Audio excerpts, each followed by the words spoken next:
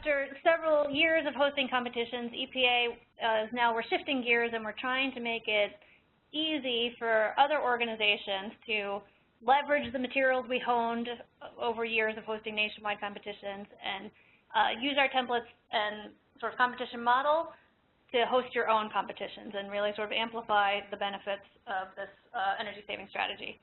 So with that, I'll go over sort of the 7 easy steps you can use to set up your own competition, as well as some of the materials that EPA has available. So the first one is an easy one. Go to energystar.gov/Battle of the Buildings and bookmark that page. That site has all of our templates and materials related to our Battle of the Buildings competition model.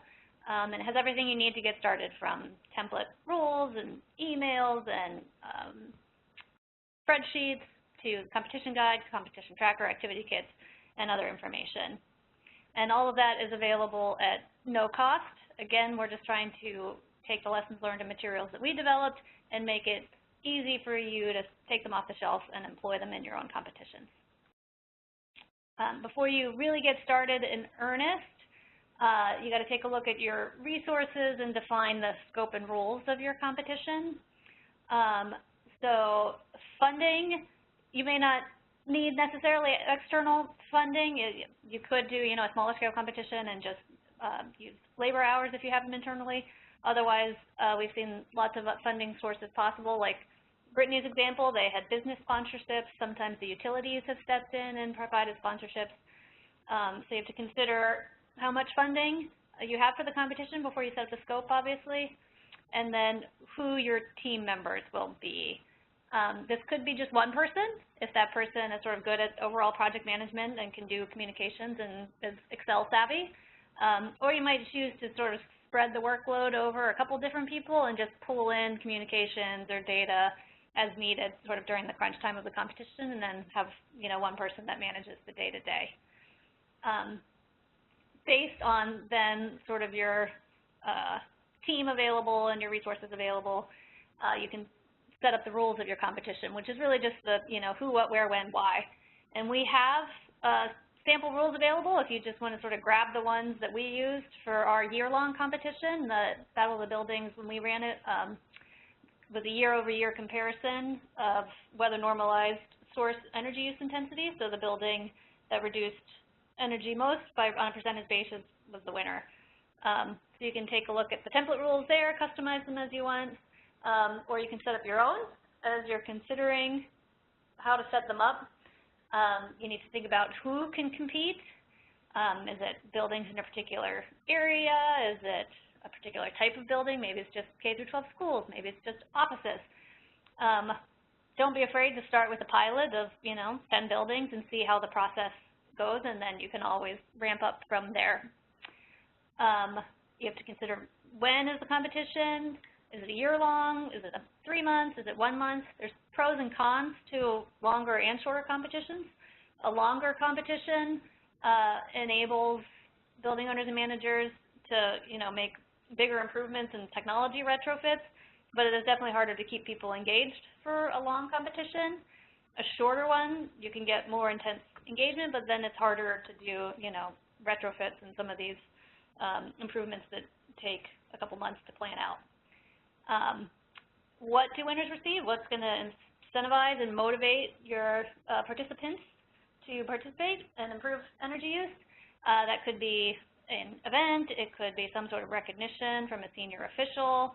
It could be something as simple as a pizza party or a coffee mug. Cash is always appreciated.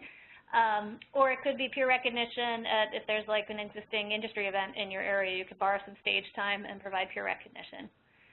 And then you have to consider what you'll recognize as part of the competition. If it's small, maybe you just want to recognize the quote-unquote biggest loser, the building with the greatest reduction. We've seen lots of competitions that, like Orlando, do greatest reduction as well as highest performer, maybe anyone that achieves a specific milestone in energy savings, 20%, 30%.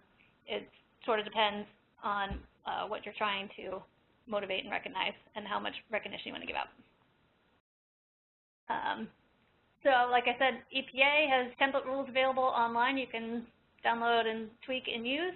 If you really want to dive in, we have a whole step-by-step guide, our Guide to Energy and Water Efficiency Competitions, that takes you from the start to finish in terms of planning and setting up and running a competition. Everything from sort of setting the goals and thinking through what metrics to choose to support the goals, all the way to planning the launch, getting the word out, and verifying the data at the end. So next up is setting up the data request. This is how you register your buildings. And it's, for those of you that are not familiar with data requests in Portfolio Manager, it's pretty simple. You go in and set up a report template. So you essentially check the metrics that you want to gather from people, like the building name, the address, square footage, weather normalized source EUI, that sort of information. And then after you've created the report, it generates a URL. And you can share that URL with anybody that wants to register for the competition. They click on the URL, and it opens a window where they log into their Portfolio Manager account. Once they're logged in, it takes them right to your report. They check next to which buildings they want to submit in the competition and submit the data back to you. And then you can look at that data either in your Portfolio Manager account or download it into a spreadsheet so you can manipulate it. So it's a pretty simple process, but we obviously have training, webinars, and also recorded training to help you do that. As far as choosing the metrics, again, we have a list of metrics that you can grab and go that are the ones that we used in our Battle of the Buildings, or you can select your own. We also have template instructions that you can give to people to sort of walk them through the step-by-step of how to submit their data using a data request. Same thing, you can use, again, the metrics that we used in the Battle of the Buildings. If you really want to dive into the data, we have the Data Management Guide for Energy and Water Competitions. This is really trying to distill 7 years worth of lessons learned, for sure, on managing the data, particularly for larger competitions. Sort of the bigger the competitions are, the more the data becomes something that you need to think about in terms of, you know, following up with people for errors and inaccuracies and flags. So this data management guide sort of has, start to finish, a deep dive into the data side of running a competition, particularly a large competition. So once you have your registration link, you're ready to spread the word. We have a sample project timeline that you are free to customize. Again, this is based on the timeline we use, but feel free to revise it. That has built in, you know, milestones and check-ins. We have promotional communications like talking points, ideas for promoting your competition, a social media guide, newsletter articles, press releases, blast emails. We have email templates for sort of the regular communications that you're likely to send to competitors to get you started. So an email about registration, kickoff, midpoint, weigh-ins, and winner announcements.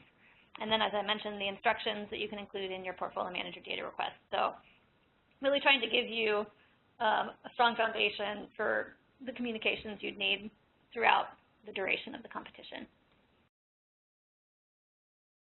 And then, of course, during the course of the competition, you want to really engage your competitors in saving energy. So that's great if you can do it through social media. Maybe you have networking events. We have example emails to share and social media posts. You can share Energy Star resources for saving energy. If you have local utility incentives that are relevant, you should share those. If you have, you know, energy audits available, all the information that they need to sort of get started in actually improving energy. We also have these fun activity kits for engaging the people in the building. According to industry research, tenant spaces often use up to 50% of the building energy load, and that's typically across lighting, plug load, and HVAC. So that's why we concentrated our kits on those 3 themes, because those are sort of the areas where the occupants typically have control and can, you know, take action to save energy. We also included water once we added a water category to our competition. And these can all be customized or co-branded or changed as much as you like. They all include our fun competition mascot, Bob.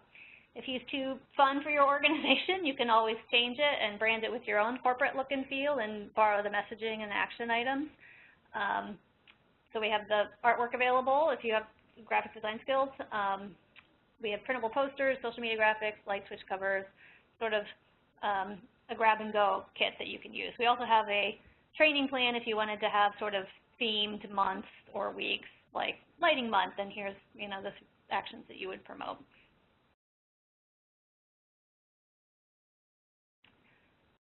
Step 6, analyze the data. So we also have year-over-year honed the spreadsheet that we use to collect and analyze the data to try and make it easy for you to then take the data that you get from your competitors, cut and paste it into the spreadsheet, and we have all the macros sort of already built in. So it'll flag things for, like, did the square footage change for some reason? Is it an unusually high or low EUI? Just sort of basic checks that might indicate a data quality issue. That template spreadsheet is also available on our website. And then it'll also, as you cut and paste, flag who the winners will be based on which metric you choose as the winner metric. Typically weather normalized source EUI, but you might choose something else.